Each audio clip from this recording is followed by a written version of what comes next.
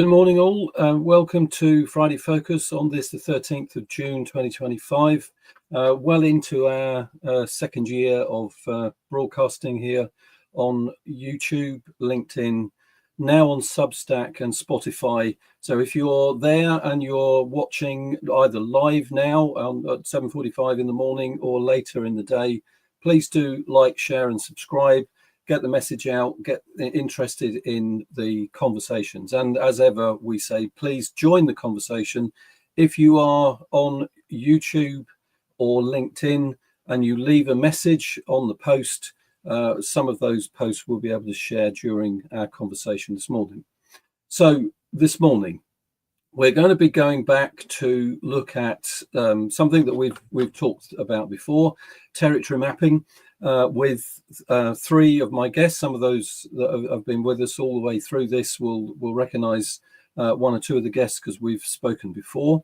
But we begin with this idea of, can we put a map in every person's hand, wherever you are, whatever you're doing, whatever culture, whatever community you're part of, having a map and knowing your destiny is important. So part of this education conversation is that beginning with that emphasis. So I would like to introduce to you friend and colleagues Anthony Willoughby, Elfyn and Imogen. I think the ambition of this show, as ever, is to talk to people wherever they are. I think Anthony is in Darwin in Australia, Elfyn is in Dubai, and Imogen is in Norfolk in England. So we are genuinely from all over the world. Let me ask you to introduce yourself. Anthony, if you go first, introduce yourself. Well, I'm Anthony Willoughby, and for the last 45 years, I've been fascinated to see what relevance is. How can we actually earn a sense of relevance to feel that we are valuable as a human being? And through this methodology called territory mapping, which is really inspired by my time in Kenya when I first saw the Maasai, and I saw they had substance without arrogance, and I realized all I had was arrogance without substance combined with effortless insincerity. So I sort of became curious to see, is there a way of looking at our life differently? And when I spoke to a Papua New Guinea tribal elder, I said, "Sir, what is the most important thing in your life?" And he just said, "It is my territory. Therefore, I know my duty. I know my aims and ambitions." And it made me realize I didn't have a clue what my territory was, what my aims and ambitions were.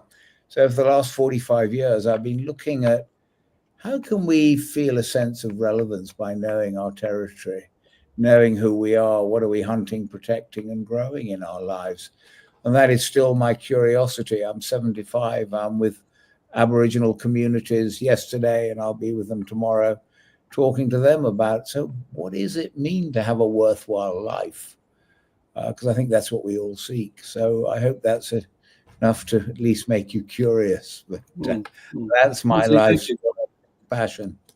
Absolutely. And just because you're in Darwin, Australia, the signal might come in and out a bit. I think the video froze, but we could hear you quite clearly. Elfyn, where are you? Tell us a bit of your journey. Currently in Dubai. Thank you, Chris, for having us on the show on the Friday Focus. Pleasure to be here. So I'm Elfyn Jones. I'm originally from Wales, as you can guess with my name, from North Wales. I left the UK when I was 21 to come here to Dubai. That was my first time abroad. So very curious here in the UAE. Started off teaching design technology for 5 years. Moved back to the UK to teach in Birmingham, and I've been back in Dubai then for the last 8 years. So my subject was design technology, always interested in innovation. But recently, since I met Anthony, actually, I've been very, very interested in the traditional values and bringing those alongside innovation into schools.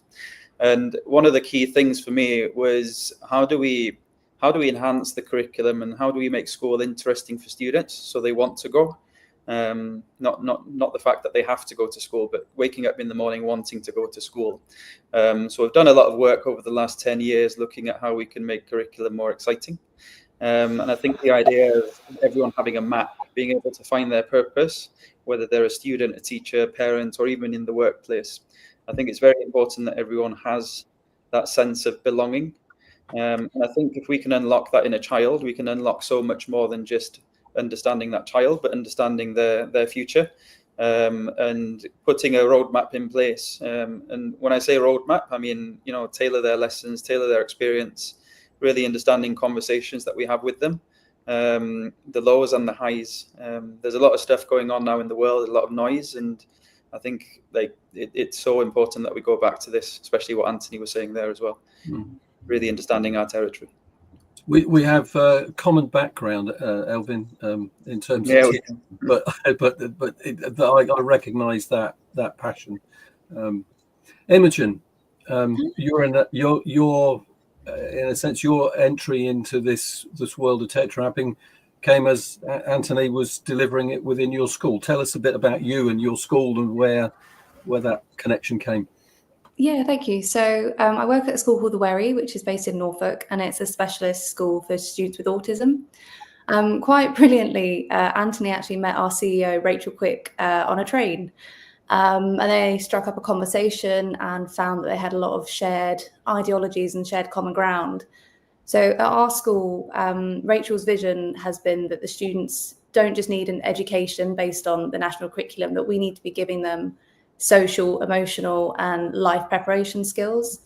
So over the last 3 years, I've been extending and designing our program, which is called ASK, which is Autism Specific Skills and Knowledge, which is all about supporting the students with understanding themselves, understanding what it means to be a neurodivergent person in today's society, and just giving them that sense of relevance. So when Anthony met Rachel and shared territory mapping, very much stars aligned, and this was absolutely something that we could use to support our students. And so we've been doing that since September last year. I think we met Anthony in about April last year. So it's been an incredible journey, and it's just such a fascinating concept to work with the students with. And we'll get into a little bit more, because I think Rachel and yourself are going to come and join us on the show later to get deeper into that. But we just want to today just sort of touch on the kind of bigger picture. But so Imogen, thank you for being here. So look, this may be new to people. Some have kind of been introduced to this in the past. Elvin, do you want to just take us through a little bit about territory mapping? Because I think that's, if we can see what that is, then people will understand a little of how it's shaped what we're talking about. Because otherwise, it's just visualization, isn't it? It's people have been drawing things for years. So do you want to just give us an introduction? If I put this on the screen, and then tell us a little bit about it. Yeah, of course. So just an interesting story of how I met. So I was walking the corridor at Nord Anglia a few years ago, and I bumped into Anthony for what I thought would have been a 10-minute conversation. But I was so in love with the concept. We spoke for hours actually, and what Anthony spoke about there, going back to the the tribal community, people really understanding their territory and understanding their wealth. It was a really powerful message that I wanted to get across to students. And the work that Anthony's done in the corporate world for the last 30 years, it proves that it works. And if we could bring that down to students as a methodology, it would be so powerful. So what we've looked at is obviously the name Dupoto to start off with, and many people ask us what Dupoto actually means. Dupoto actually means wealth in Maasai. So when people do ask us, they're actually asking what is wealth. And that's the first thing we want to start the journey off with, especially in different parts of the world. Wealth can mean different things, materialistic wealth, financial wealth, and even, the wealth of, health is wealth. Yeah. So it's an interesting conversation to start with, really understanding what people's values are, and individuals' values as well. Everyone's got their own passions and interests, and the map is a really good way of unlocking this as well. Another thing as well was the icons that Anthony introduced me to. I saw as a language, and a universal language that we could all understand, which I'll go through here, is the mammoth. So if we look at the mammoth is the biggest quest in life. You've probably heard of a mammoth task, so the biggest task that you can ever imagine. And sometimes that can be quite scary. So the way the mammoth has been designed is to move around. A challenge will move, but also having that friendly approach as well. And I think that's so important for students these days, because they face many challenges. For us to be able to simplify the process and just tell them, the mammoth is also your friend, and the challenge will also make you a stronger person. When we set the mammoth aside, the rest of the icons then are the strategy. So the strategy in order to get you to achieve your mammoth goal. So if we take a year 7 student, for example, their mammoth might be to do well at the end of year 7, to develop good relationships, and also the academic side of things as well. So if we look at the campfire, who sits around their campfire? An 11-year-old student. It might be their go-to teacher. It could be their go-to their parent. And it could be their best friend, for example, the people that they really trust. So what we do along the journey as well, it's not just about the mapping, but teaching them the traditional values, and also teaching them what is trust. What do we share around the campfire? What kind of stories do you share with different people? And of course, we all know our campfire changes depending on what the topic of the conversation is. Then we have the mountains. How do you bring your achievements along with you as a feel-good factor, but also to kind of reflect on how far you've come as an individual? And we're always raising ourselves up to a higher peak every time as well, setting those challenges. We've got the feathers of wisdom, and I think one thing in education is it's so important to share. And I think in the international market, this is something we need to do a bit more of, sharing our good concepts, sharing good ideas across schools. So for a year 7 student, how do they share their knowledge with others? What do they share? What do they keep themselves? But it's also the things like skill as well. We then look at the rivers of risk. What falls in these rivers? What are the obstacles between our community and our campfires, for example? We've got the community huts, and community is really important for a year 7 student as well, because communities do change. And if you look at territory going from primary to secondary, it's one of the biggest shifts in education for a child. So going from seeing 1 teacher a day and spending the time with 1 teacher to seeing maybe 6 teachers, all with different learning styles, walking down corridors with students that are twice your height, and hearing things that you've not heard before. So it brings in a lot of emotions as well along the way. So those are the initial icons we start off with year 7. 6 weeks down the line, we'd ask them, now we introduce the tree. What are you growing in life and how do you nurture it? So you might be growing relationships, you could be growing skill, growing knowledge. But it's not just about growing it, it's about keeping it going as well. So how do you water that tree? How do you nurture it? The spears and shields, so what are you hunting and protecting? So you might be hunting for your grades, for example, hunting to well in a specific subject, and you might be protecting your identity. It could be protecting your family. It could be protecting even something simple as your password. So then thinking about how you share this with people around your campfire. And then, of course, the really important one at the end here is the swamp. Not everyone in school is going to develop good relationships. Not everyone's going to be good at every subject, for example. Some might struggle with skill development. Some might struggle with public speaking. So some might say we find ourselves in the swamp, we're knee deep, and we're not sure how to get out of the swamp. So that's how we use this as a kind of a reflection tool then as well, to think, okay, who is actually around my campfire? Who will be able to help me get out of this situation? And sometimes it's not just reaching out to people, but it's also reflecting on your achievements. Just reflecting on, yes, I did really well at something like this before. I could use what I've learnt and bring it through to help me get out of the swamp. So what we do is we ask students to actually draw their own maps using the iconography. But we also give them the freedom as well, because students are very creative and they've got their own meaning behind things. So yes, we'll give them a short description of what these icons actually mean. But it's up to them to be as creative as they can then to develop their own maps. If we could just go to the next page, I think we have an example of a map. So this is just an example of a map. This was done in an hour's lesson.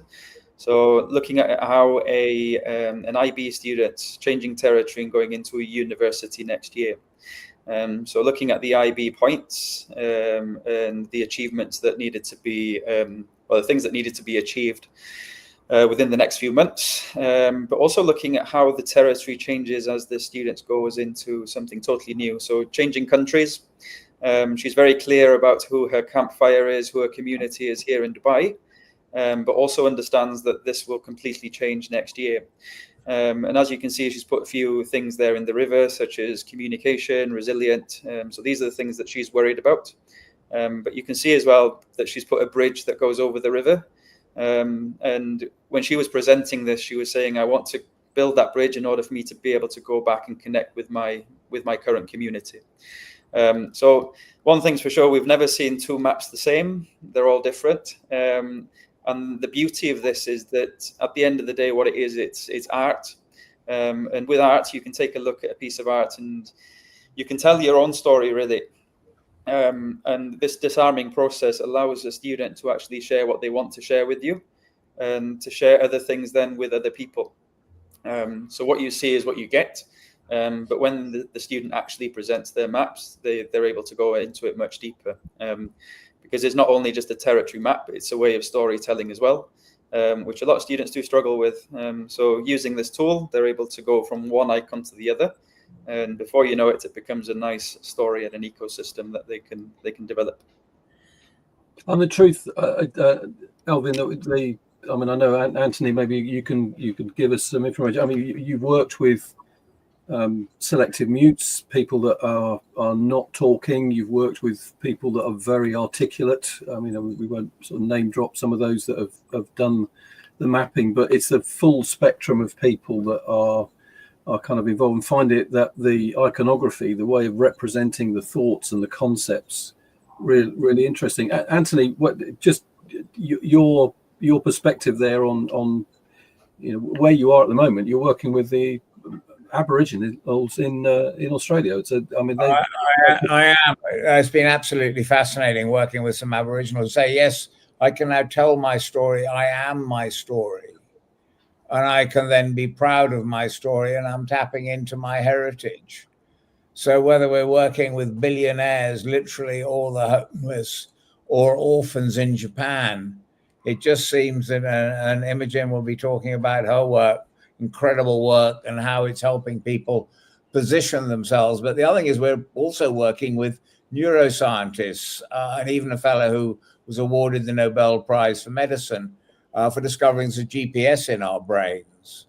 And what they potentially believe is we're actually tapping into our internal GPS, into our genetic memory.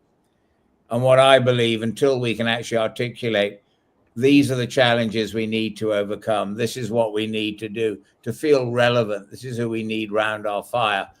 For 1 million years, this is what we've needed to know to feel secure. And I think what the mapping is actually doing is tapping into that absolute desire we all have to be able to say, this is my place, this is who I am, and this is why I'm relevant, because I can contribute.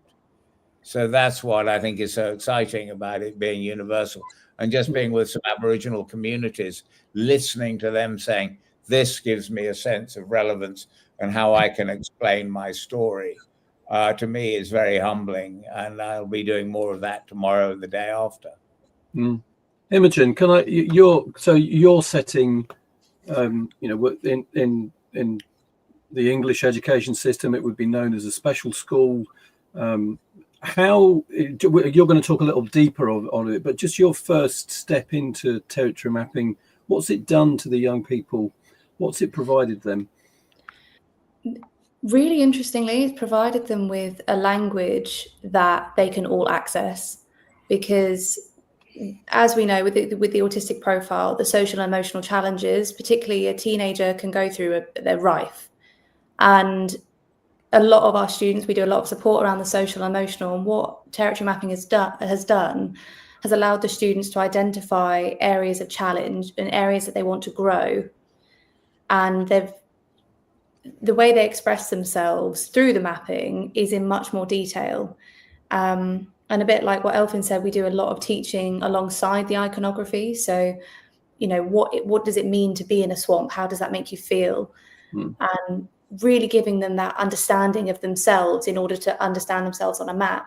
And I think for a lot of our students, they enjoy that visualization. They enjoy seeing things on the page. And I think later on there's a slide that we can explore how students have independently changed what mapping is to work for them and their needs, but the concepts remain the same for every student. And I think there might be kind of that idea that an autistic student might not be able to understand the metaphoric language. But from my knowledge, we've got 136 students, and I think I've done territory mapping with half of those, and every single one of them has understood it. So it is, and it links back to what Anthony was saying about, are we neurologically ingrained to understand these concepts? So it's offered a huge amount for our students.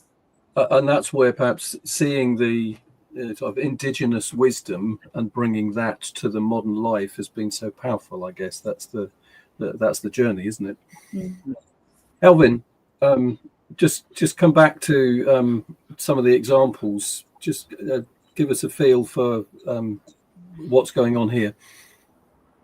Well, actually, this is what Anthony's been up to for the last few days, actually. So, Anthony, do you want to maybe go through the next few images? Yeah, I'd love to. They haven't quite popped up on the screen yet for me. Can you see them? Yes, they're on the screen. So the first one is a group of Aboriginal women. Yeah, I think so. I mean, I think just flick through them. I mean, this is what I've been doing for 2 days, yesterday and the day before, and I arrived the day before. I was flown to a station about, as I said, 500 kilometers east of Darwin. And I was introduced by an organization called ALPA with the fellow there, which is the largest employer of Aboriginal communities. And this is a lady here explaining how she sees her vision for the organization, who she needs to have around her fire, what are some of the different goals they have, and what she says is she can now tell her own story. So if you just want to flick through some of those other photographs, I just think it shows that whether we're working with some of Imogen's wonderful students or in Dubai or anywhere else, it just lets people tell a story in a way that they can focus with context, because most of our life we have really no context of what we're talking about. We use words, but they've been using images to tell the song lines, which I've been listening to, the stories, how they can navigate at night. They know where everything is, how they can bring people. And it's all around having this visual language. So for me to be able to use an idea that was inspired in my time in Africa originally, and then Papua New Guinea, and now in Arnhem Land, to help people communicate, to me is very humbling. But I also think it is relevant that what we're doing actually has legs to look at what is success, what is wealth. I mean, I was talking to an Aboriginal woman last week, to Nola, and I said, so what is success? She said, what is wealth? I said, wealth is knowledge. That is what it is. It is the knowledge we have. And success in life is how we share that knowledge, and how we're recognized, and how well we share knowledge is who we are. And that is how we define ourselves. And I just think if we could just have people think about, what does it mean to be successful, to be respected, to have a sense of relevance? Surely that is what we all seek. And it's not from the trinkets we own, it's what our children hopefully say about us, and the next generation, about how we lived a life that earned respect.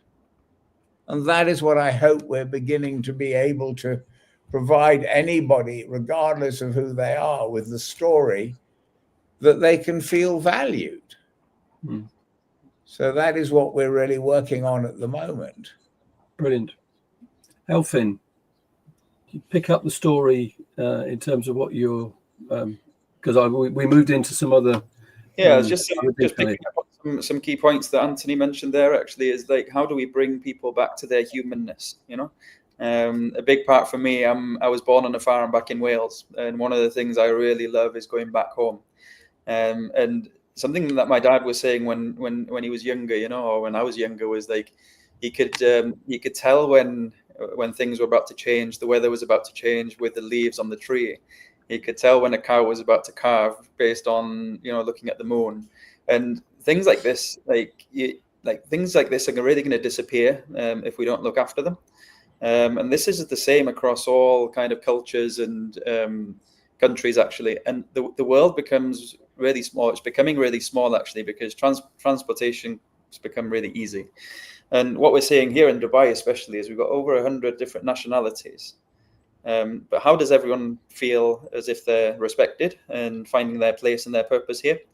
So another thing we've started to do is get people to celebrate their cultures through the mapping as well. And if we look at inclusion in schools, I think in some areas it's looked at in the wrong way, where we have inclusion departments and we take students who have educational needs out of the lesson into the inclusion department. But it's much more than that, it's about kind of making sure that everyone's on the journey. And it's about educating, even the students that don't have the educational needs of how to understand other people. And yes, you can create a personal profile for someone who might have ADHD, for example. But it's not about that. It's about really understanding how can we educate the other 20 students in the class to be able to speak to that child and to be able to include that child in the class. And I don't think we do enough of that. Then by bringing this in, like international kind of universal language, where we're kind of simplifying things for students, but also for parents to understand as well. Because I think there's a huge complexity when it comes to language in schools as well. The language the student speaks and the teacher speaks and the parent speaks is sometimes totally different. Yeah. And then you've got language barriers as well. But everyone knows what a campfire is. Everyone knows what a tree is. Everyone knows what a mountain is. And we're already seeing how these relationships are becoming a lot closer as well through that. And then just the other thing as well with, sharing of knowledge, how do we encourage people to share more, students to share with each other, to bring others along with them. I always feel like knowledge is the one thing that you can share with people and you still have the same amount at the end. You can share food, you can share furniture, but once you do that, you have less of it. But when it comes to knowledge, you still have the same amount. So it should be something that we're sharing all the time. It's interesting. I mean, that whole concept, Elvin, because there's the debates around what's going on in schools. If you look at school, I mean, obviously we are an education podcast. We're speaking to educators. What you've just talked about in terms of knowledge, I mean, there's that rich principle that knowledge shared is doubled, not halved. That because you're progressing it. But knowledge isn't just loads of I know that.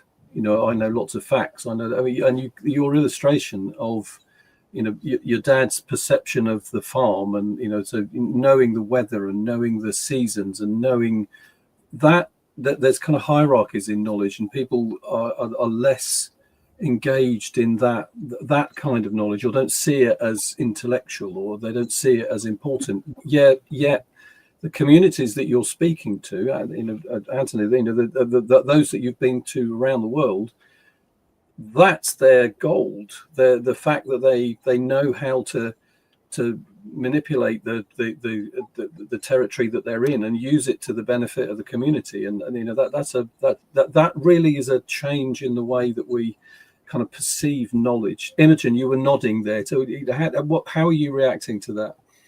I think, obviously looking at it from a perspective of working with neurodivergent students, they've often found, and our students are very open about their experiences. They're very open about how they feel about their place in the world and what it means to be a neurodivergent person in contemporary society.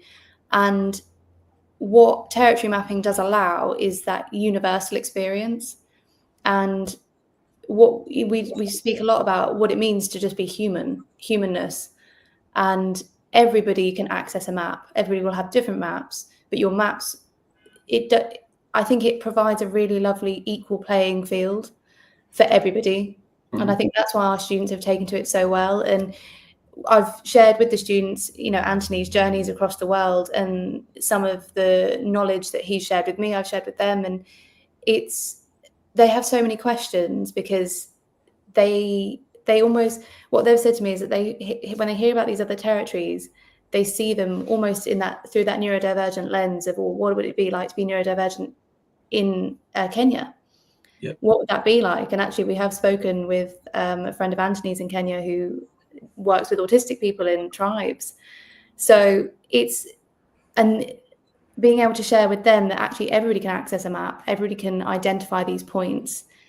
It doesn't matter if you're neurodivergent or neurotypical, everybody can access this element. So Elfyn, I'm going to ask Imogen to talk about one of the Wherry school maps, if I can just get it onto the screen, if I may. So this is one of your pupils. Tell us a little bit of the story behind this one. Yeah, so this is from a year 7 boy who this was one of his first maps that he did. Actually, he transitioned into the school. A lot of our students come to us without having been to a specialist school before. He was feeling quite overwhelmed with his own understanding of his autism and where he fits in amongst everybody else. And like Elfyn said at the beginning, with mapping, I'm not prescriptive. I don't ask them to label things if they don't feel like they want to. So this particular boy didn't want to label too much, but we spoke about it in depth. And as you can see, it's quite detailed. But some of the points that he was making about the placing of his map was fascinating. So on the right, you kind of see the swamp, which is the circle with all the rocks around it. And next to it, there are trees. And I asked him, well, why did you put the trees next to the swamp? And he said, well, situations are going to drag me down, but they're going to help me to grow. And I just thought that was so perceptive. And, this is an 11-year-old boy who was battling with, being prepubescent, dealing with all the challenges that come along with transitioning into a new school. But he was still able to access this language. And I just think this is why I'm so passionate about territory mapping, because it provides so much for the students. And I think also, if you'll look across the top of the mountain, he put some rocks there. And again, like Elfyn said, if the students want to add elements in, I will. And I said, well, what do the rocks represent at the top of your mountain? He was like, well, even if you reach your goal, it's probably not going to look like what you think it would. And again, incredibly perceptive. Yeah. And this particular student was really struggling to fit in at this point, and his main goal was to fit in with his classmates. But what he was able to recognize is he probably he won't be able to realize what it looks like to fit in. And so that's why he put the rocks there. And I just think we do a lot in our school about, talking through concepts like this, but I think to do it in a visual way has been so powerful. Absolutely. And I think sorry. No, go on, carry on. There's another map on the next page, which is totally different. And this, I just think, is another powerful illustration of the concepts of Dipoto. So this particular student felt a bit overwhelmed with the idea of drawing. He wasn't sure where to place things, but he really understood the concepts. And so we've got the cards that Dipoto have made. So he said, can I just draw the cards instead? And I said, absolutely. So even though it's not a visual map, he's still able to liken all of those different concepts to different areas in his life. And this particular student has taken mapping on as a tool to support him. So he will regularly redraw these. He'll do it at least twice a week based on what's happened. And it's, as I say, it's so powerful. It really is. And it's amazing to give the students strategies that help manage themselves. And isn't that's the intro? I mean, the two maps are really powerful, aren't they, in the terms of how we see things, how each of us are different, how each of us see our world and our lives differently, and how we're coping with that. It's fascinating to see that difference in two pupils in the same school, in the potentially in the same class, and how they would put it together. It is fascinating. I'm just going to pause for a second and say, if you're, I know there are those of you that are watching on YouTube and LinkedIn. If you want to join the conversation, please just leave a message on the message board. We will bring in parts of those conversations to the conversation if we can answer any questions or answer any points. If you are watching on Spotify or Substack, you'll be after the live. But again, if you just leave a comment, if you want to ask a question, we will tag the participants in the commentary, and obviously someone will pick up that comment and respond to you. But please do like, share, and subscribe. It builds the understanding, and it shares the detail that we're talking about way beyond your perception of what you see here, because it will go out to your followers and those that are connected to you. Elvin, take on the story. Can continue where we've got to. So, because Imogen has just talked a little bit about the cards, so we haven't really, we've talked about the concept of what territory mapping is and its evolution, and Anthony's sort of 45 years of developing that story. This is kind of new, isn't it? This next step. Tell us a little bit about Dupoto and what it's become. Yeah, so the next step, being able to bring what Anthony's been doing, the amazing work that Anthony's done over the years, into education. Something that I'm really passionate about, because it's actually made a difference in my life. I see the world in a different way now since I met Anthony, simply because of these icons and the way I look at things. And I've also seen this firsthand in the classroom as well. So just going back to another point earlier about the inclusion and who this product is actually for, or Dupoto as a community. We look at learners and we think learners fit into schools, into buildings, whereas everyone's a learner, no matter how old you are, whether you're 3, if you haven't started school yet, whether you're a parent, a teacher, corporates, or even just working with families. We want to make this tool accessible for everyone. And yes, mapping is a part of it, but what mapping is going to turn into is a mindset over time. And when we look at parenting, for example, which has been a huge topic this year on things like Netflix and so on, we were never taught, or parents aren't actually taught, how to parent. It's a natural instinct to parent, and we see that in humans, we see it in animals. But what we're actually doing now as humans is we're bringing technology in, which goes against our kind of our natural instincts. So we're dealing with concepts, we're dealing with things that we don't really understand, and we've never been taught how to bring those conversations up in a good way with the kids. So what we're working on is obviously the educational pack that we give to schools, but also connecting with parents, doing parents workshops on how to get the best out of their kids through storytelling. So if you take a look at these cards here that I've got in my hand, so for example, we'd go into schools, we'd do a parents workshop. Hold on again there, Elvin. Yes. You see a bit closer. Can you do that again? Sorry, yes, I can, yeah. So each card with the icon, and then we have a set which has prompts on the back as questions. So a couple of months ago, I was home and I was talking to my nephew, for example, and I asked him, "What did you do at school today?" And he says, "I did the Titanic." I turned around to make a cup of coffee. The next thing, he's gone. So I called him back and I said, "This is what these icons actually mean. When I put one down on the table, you tell me how that relates to the work you did in class today." Before we know it, we're sitting there for 20 minutes having a conversation about the Titanic. He was able to tell me that he worked in a group of 4 students around his campfire in order to create a boat that was going down a piece of guttering. He was able to tell me about the risks involved with the Titanic, but also the risks involved in making his boat.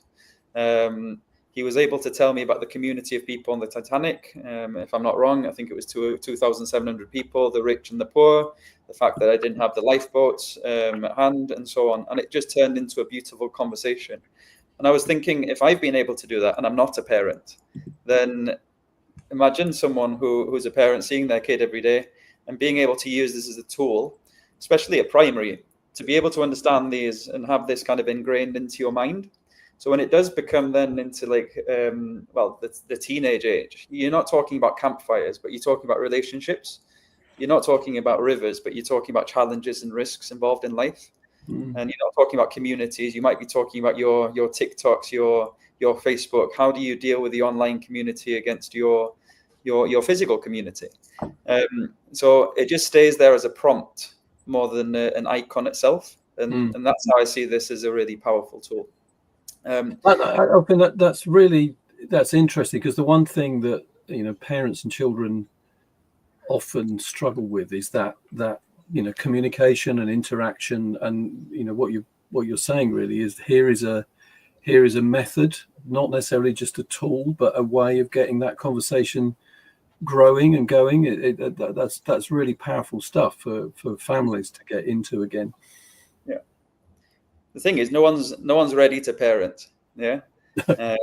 So and I think the map just gets that across in a nice way as well, because as parents, they're all on the same journey. Yeah. You've got new things in the news, everything's kind of, and no one's ready for it. You just have to go on that journey, and these icons help you learn along the way. And if we can give that tool, hopefully that becomes a universal language then for parents to help each other as well, and to help their students within that community too. So the territory mapping is being used around the globe. I'm just going to put some other examples back. Let me just change that slightly. Often that you're in these examples, so you've been using it in the number of contexts. Yeah, so over the last couple of years, what we wanted to do is trial this in different schools, in different settings. So we've worked in a couple of schools in the UK, a few schools in Europe, a few schools now in the UAE as well, and one in the US. And what we're seeing is that the universal language actually works, which is nice. As you can see at the top there, we're working with a group of teachers to actually, so they're changing territories into a new school. So it was mapping what kind of legacy do you want to bring with you into the new territory? What do you want to leave behind? And we've also worked on developing an AI software that can actually read these maps to see the commonalities between thoughts, and also to actually suggest a way forward in terms of how they plan the rest of the year. I'm also a part of a design school in India, the Radansh Foundation, and Dupoto is now a big part of the community there as well. Of really understanding the career paths some of these students want to go on in terms of design, where students design their own maps and present to the parents, which is also quite nice. But the one thing that we really didn't want to do, and I think this is a conversation we had a few years ago with Anthony, was imagine if everyone has a map, but then what can we do to actually take the students on the journey? So what we've actually done is we've created challenges for teachers to be able to use in schools. So we've got over 400 challenges on a deck of cards that teachers can push out in order to get the best out of their students in terms of character building and skill development. And we also go into schools to do workshops with students. So if you look at the icons being a good personal development tool, it's also a good tool to help start a business, or to business plan in a different way. And you need to remember as well, the people, a lot of the entrepreneurs and the people who design products, they're very creative people. And often enough, they struggle to put a business plan together because it's written work.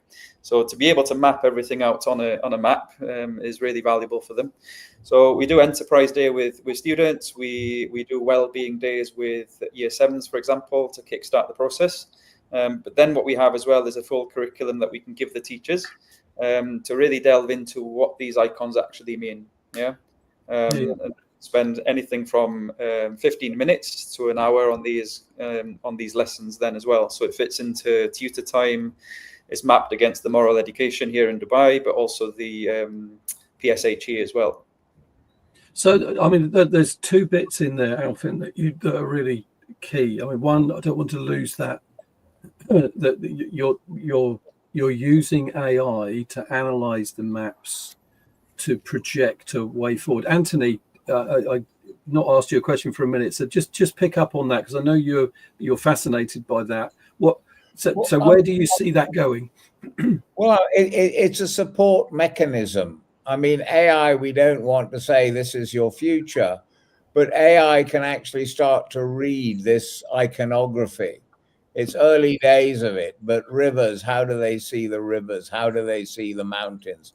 What does a tree mean? And that is what we're interested in the AI, to be able to read and come up with suggestions.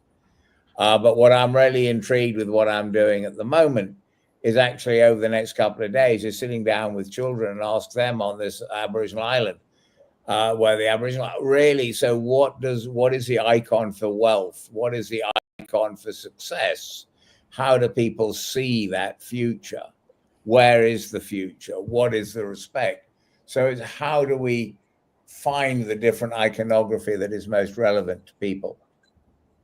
Sorry, Chris, I'm not sure if I've lost you on that. No, it's fine, because I there's a mode in education that's seeing AI is the answer to everything, but the reality is you're coming back to humanity, and if AI can then prompt a human response, as you're saying, so what is the icon that's meaningful to me? Yeah.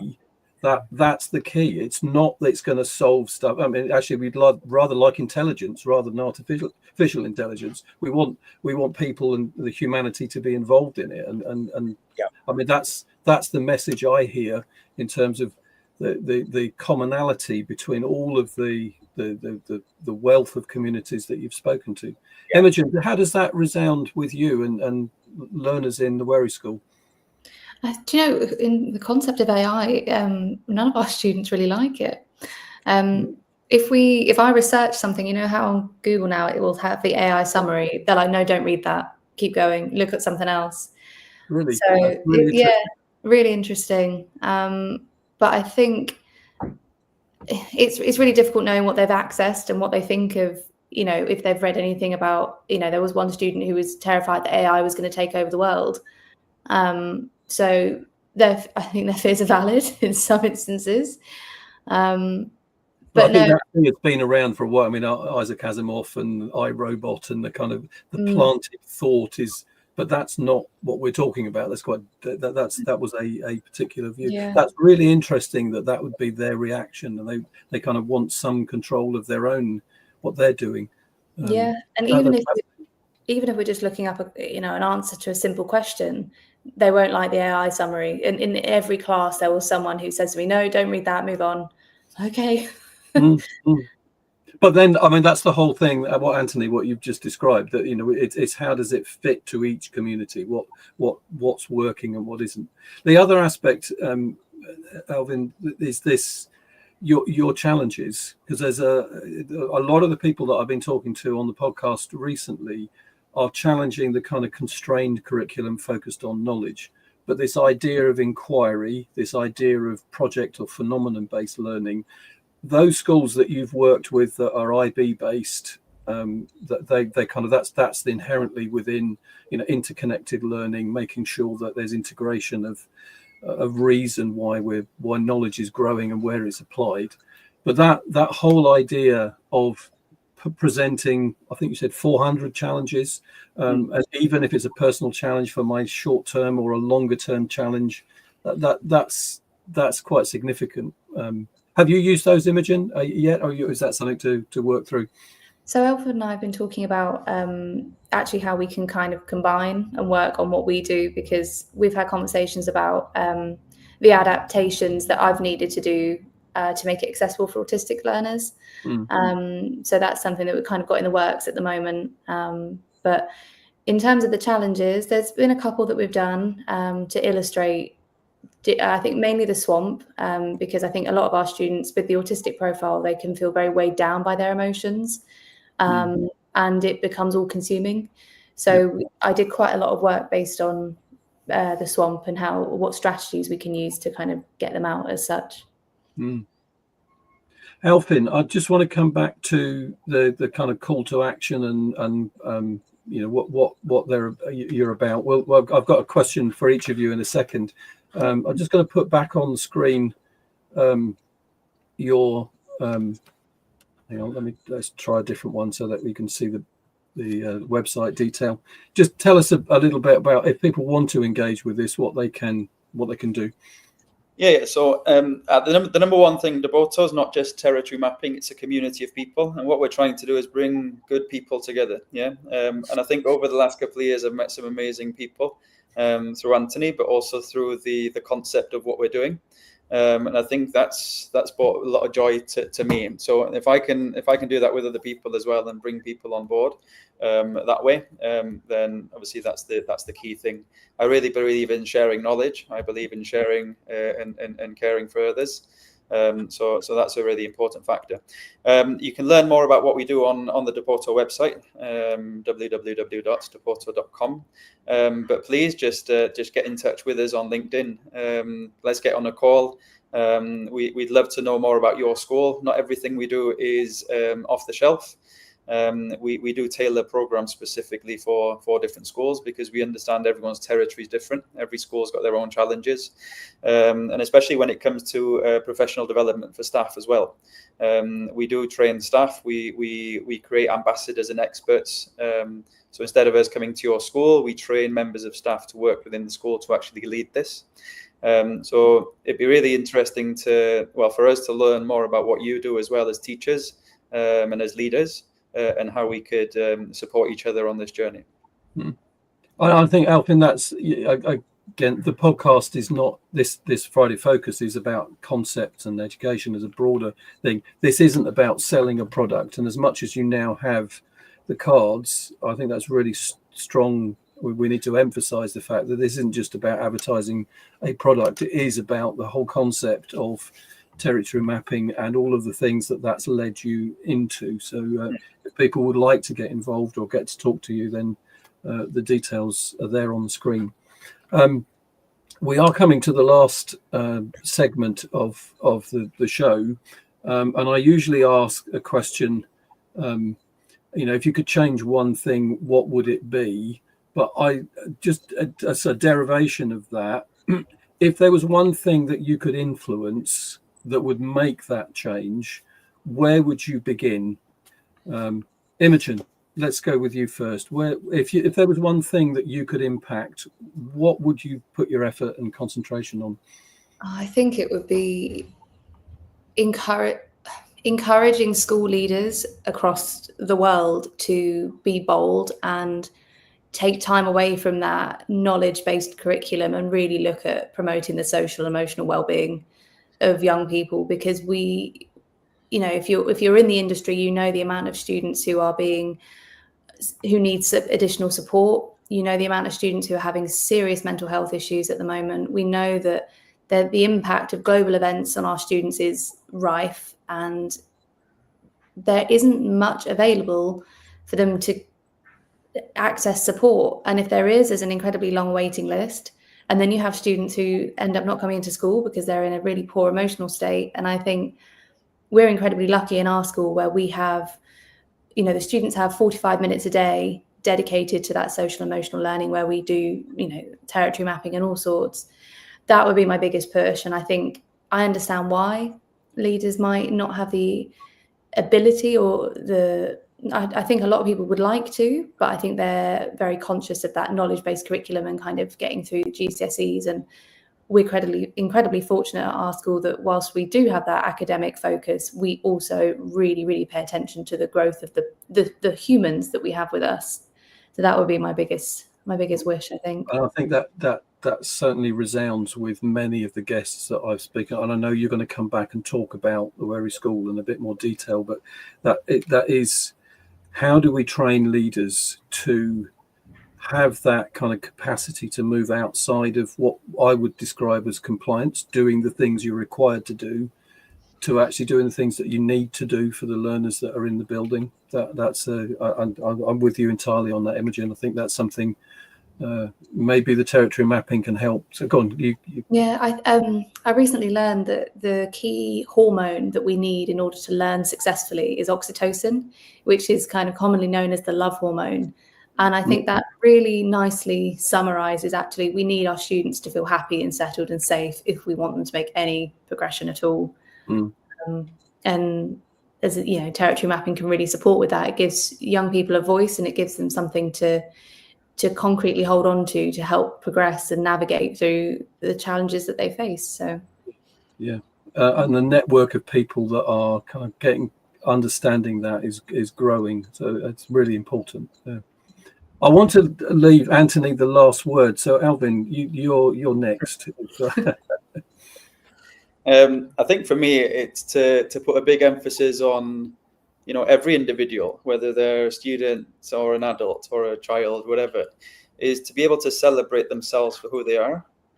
Many people go through life thinking I should be like this person, or they look up to, especially now in the world we live in, they actually look up to the wrong people, some especially students. And for you to just be able to sit down and just think about all the good things that you've done, the good things that are happening in your life, where you actually come from, and just to be able to celebrate yourself.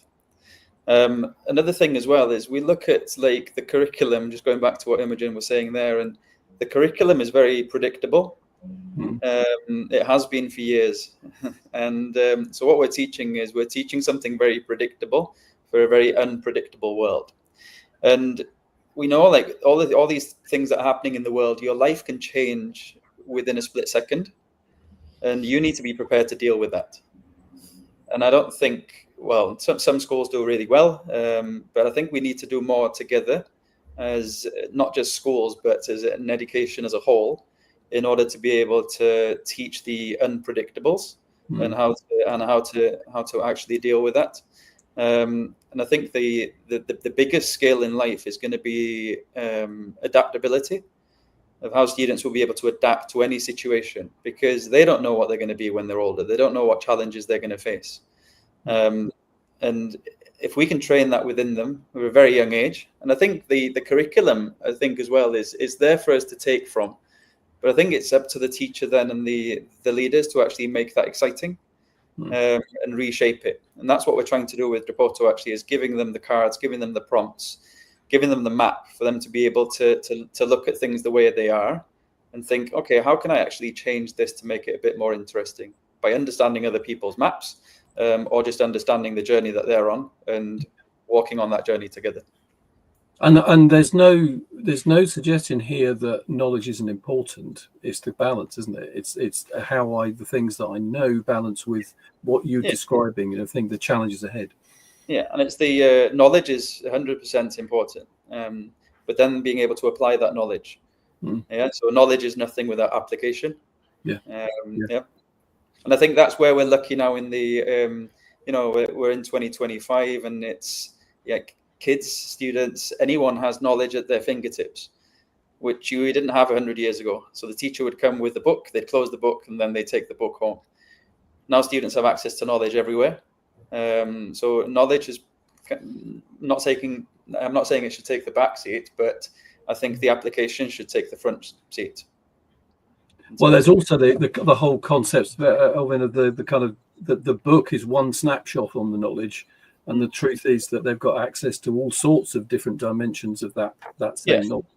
And then the understanding of where that knowledge has actually come from, which I think leads on to what Anthony's probably about to finish off with, is where does knowledge actually come from, and how do we bring it through to the modern world? Yeah. Anthony, go on now. Your last word in the.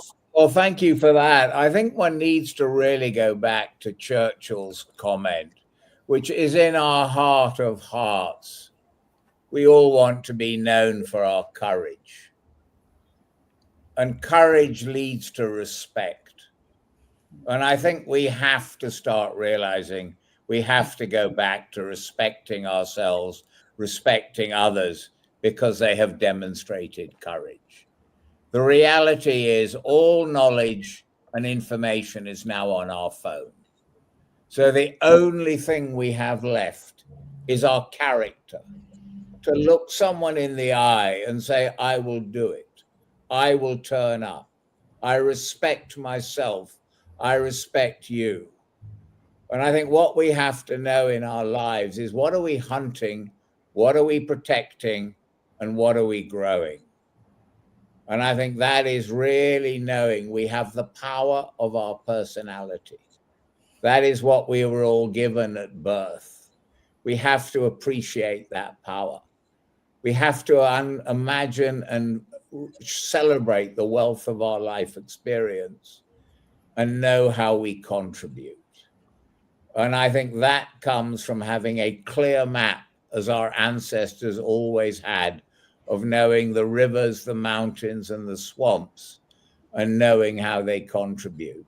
And that is what I feel we all need to know And how do we bring that to life? And that is really what I hope we're doing with the mapping.